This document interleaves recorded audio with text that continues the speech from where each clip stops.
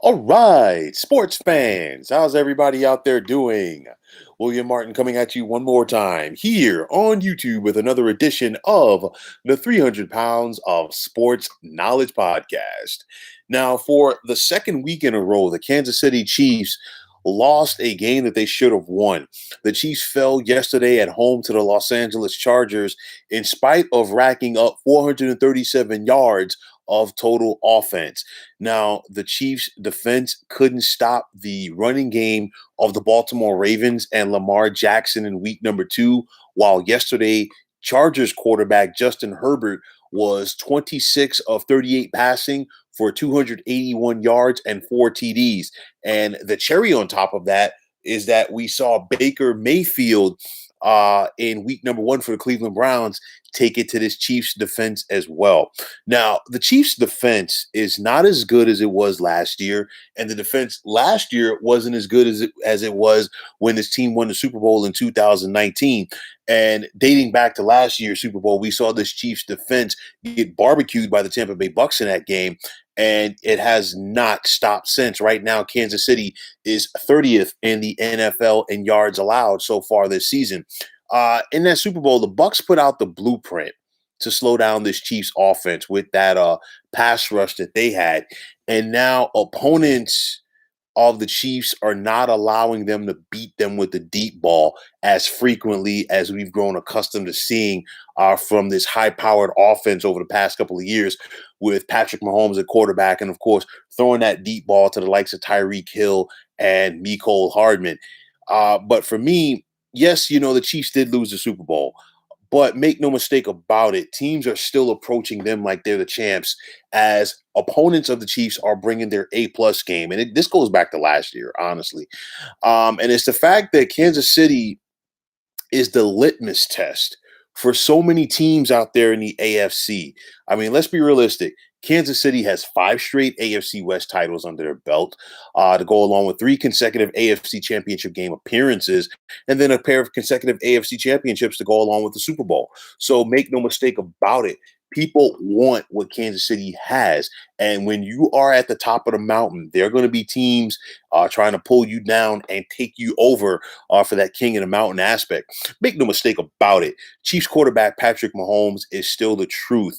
But teams are not going to let him pick them apart like they have in years past. And I mean, even so far this season, maybe not to the tune that we saw in the Super Bowl, but Patrick Mahomes is running around more than we've been accustomed to seeing Mahomes run from pressure in recent years. And it's throwing off the timing of this Chiefs offense. It's all about timing for this offense.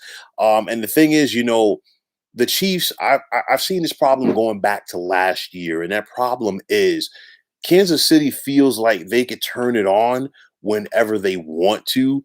And that's no longer the case. I mean, we saw them overcome a deficit in week number one when they beat the Browns. But you know what? Last week they couldn't seal the deal against Baltimore, and then yesterday they were down. They turned it on, but the Chargers had what it took to respond. And it's one of those where you know what? Teams around the NFL they've seen this act, and it's a copycat league. Once you see one team find a way to slow down and get the best of an opponent, it's up to that team to make those adjustments. So I think now it's all about that adjusting period for Kansas City. They can still score the points, but the problem is the way that their defense is. Their defense is set up to make like one or two key stops a game. They're not equipped to take a game over just in case the Chiefs' offense isn't on point, like we saw in the Super Bowl. I look at it like this for Kansas City. They have a very intriguing schedule coming up. I mean, they're at Philly this Sunday, and they're going to get Philly on a short week for the Eagles at least because they're playing on Monday Night Football right now versus the Dallas Cowboys, and it looks like they're going to lose that game. But then after that, three consecutive playoff teams and three consecutive division winners at that, that the Philadelphia Eagles will, pardon me, that the Kansas City Chiefs will face. The Buffalo Bills at home in week number 5. And we saw these two teams go at it in the AFC Championship game last year. Buffalo definitely will want to make a statement. They're at Washington in week number 6. And Washington has that ferocious pass rush led by Chase Young. Granted, they have their defensive woes right now as well. And then at Tennessee. So you don't know what you're ever going to get out of the Titans because they are a Jekyll and Hyde team. The New York game on Monday Night Football. Don't ask me why the Giants are on Monday Night Football. That's a whole other story. But then after that, in week number 9, Kansas City hosts Green Bay, and you can never write off Aaron Rodgers. And then at Las Vegas in week number 10, and the Raiders look like they are for real. Like they want to take that next step and overtake the Chiefs in the AFC West. And then Kansas City hosts Dallas in week number 11. And I think I even said this coming into this year that the Cowboys have what it takes to win the NFC East. So make no mistake about it. You're looking at Kansas City, and I'm not the only one who said this. I'm sure other people have as well. I liken what they do offensively to what we saw from the Golden State Warriors several years ago. Fast break football, a lot of flash, a lot of pizzazz. Golden State, they did it with the 3-point shot. Kansas City does it with the 3-point with the deep pass. But it's one of those where how do you slow down a fast-paced, high-powered NBA offense? You play hard D on them. How do you slow down a fast-paced NFL offense that is all about, getting that ball down the field? You got to put a pass rush on the quarterback because if the quarterback cannot set up in that pocket, he's not going to be able to throw that ball downfield successfully, consistently. And that's what we're seeing right now. I know that the Chiefs spent a lot of resources in the offseason on upgrading the offensive line, and that's good. But teams have made adjustments to Kansas City, and now it's going to be up to Kansas City to make those adjustments to counter what was being brought to them. So you look at it right now. I think this is just a harbinger of things to come. Teams are not going to let Kansas City get that deep ball away so easily. The league is caught up to them, and teams are trying to get more athletes on the defensive side of the ball in order to somewhat slow down Kansas City's offense. And again, if you can slow down Kansas City's offense enough, you have a chance because their defense cannot stop anybody.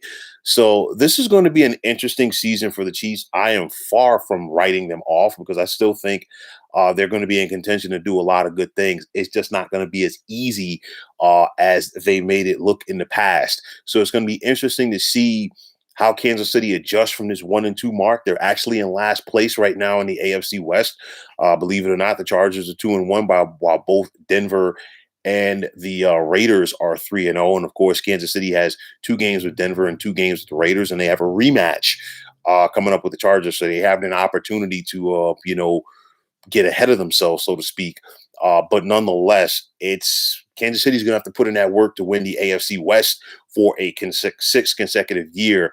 And they're definitely going to have to put in that work if they are hoping and want to be successful for a 3rd consecutive AFC championship trophy.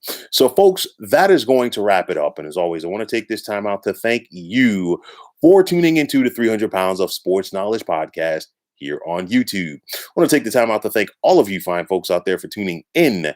And if you have not already, please feel free to subscribe to this channel.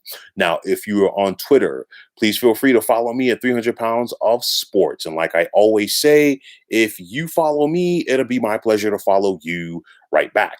There is also the sports discussion group on Facebook at the Sports Depot 365. You can check it out. Drop a line and be a part of one of the better sports debating sites going on social media. So once again, fine folks, my name is William Martin, signing off, saying take care and have yourselves a wonderful day.